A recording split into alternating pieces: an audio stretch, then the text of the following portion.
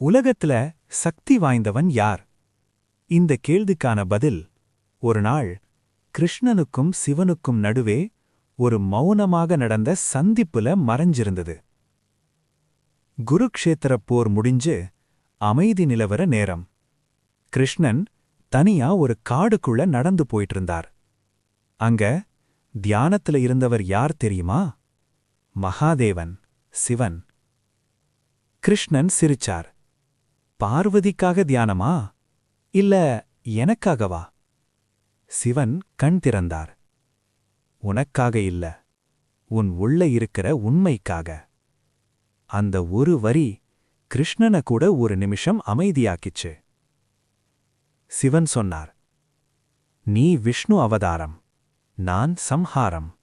ஆனா இந்த உலகத்துக்கு நீதான் அதிக ஆபத்து. கிருஷ்ணன் சிரிச்சார். நான் யுத்தம் செய்யல, மனிதனேதான் எல்லாத்தையும் செய்யறான். சிவன் மெதுவாய் எழுந்தார். அந்த இடமே நடுங்கிச்சு. அதுதான் பிரச்சனை கிருஷ்ணா.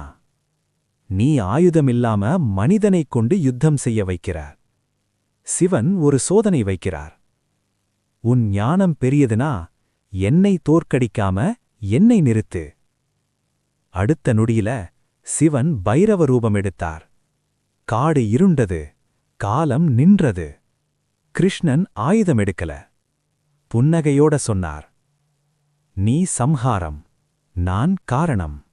இரண்டுமே தேவை. அவர் கண் மூடினார். அடுத்த நொடியில பைரவ ரூபம் மறைந்து சிவன் சிரித்தார்.